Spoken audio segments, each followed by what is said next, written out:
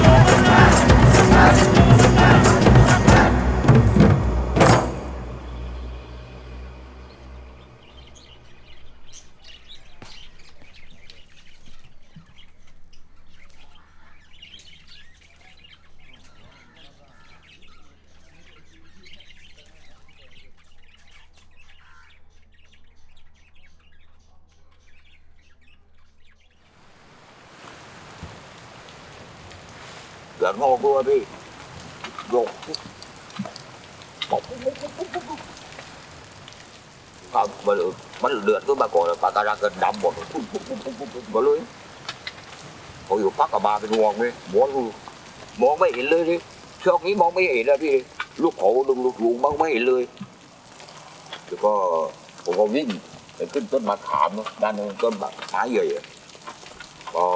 สักแป๊บน้ำลงงูไปตัวลูกที่สองเลยผมบอกกับหมดแล้วที่บ้านไม่เหลือละคนแล้วก็วิ่งไปดูที่บ้านบ้านเอาไปเจอแฟนด้วยคนเมื่อกี้ไปเจอแฟนเราติดอยู่ที่ใต้ออฟฟิศก็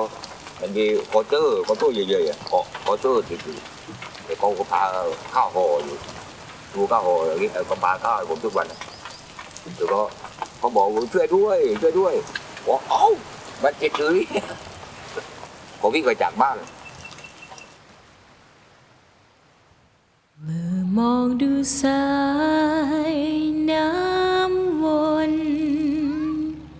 เมื่อมองสายชนถึงไหลรินเมื่อมองดูนกพกพินบินลับไปยามเหงาเราถอนใจบินไปไม่กลับมา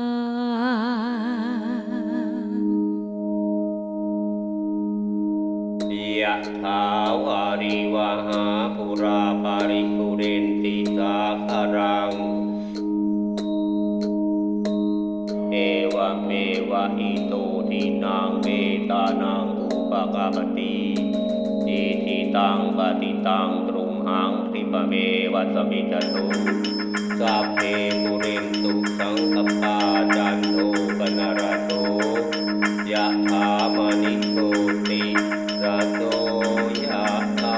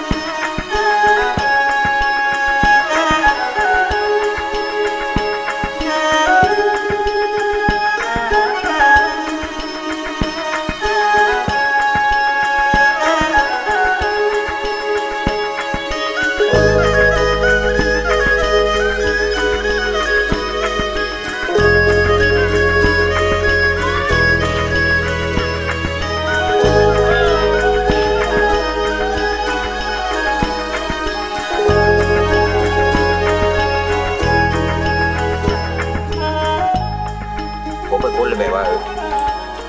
ไอ้เดินบางคนเขาบอกว่า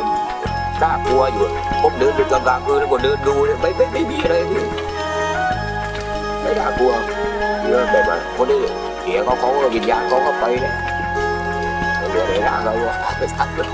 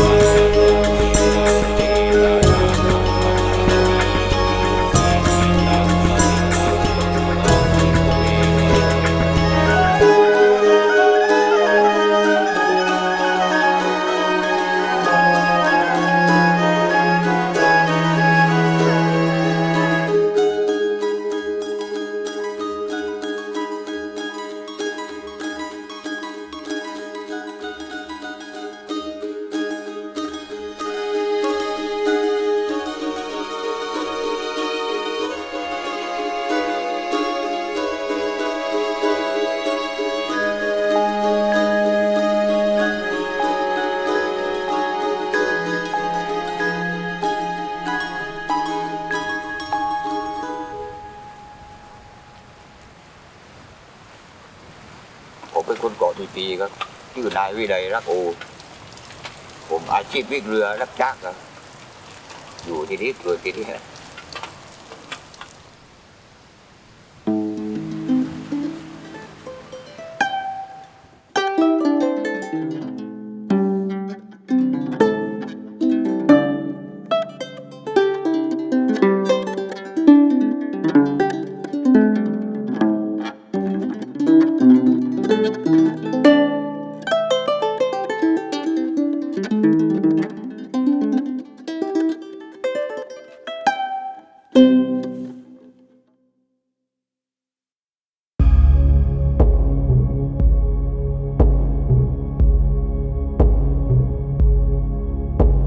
เอตาภะคะวะโตตาวกตังโฆอาหุเนโยบาหุเนโยเทหิเนโยอิสริกรณีโย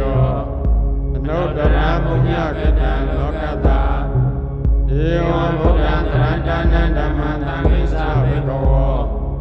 เยวาสามิตตวะโลมาโตนาอิตติยานุนิมิตาวะมิริสตาယောသမနာဘောဓဂုဏသာတတောပါဘေဘောဒုတုပိနာအကန္တံ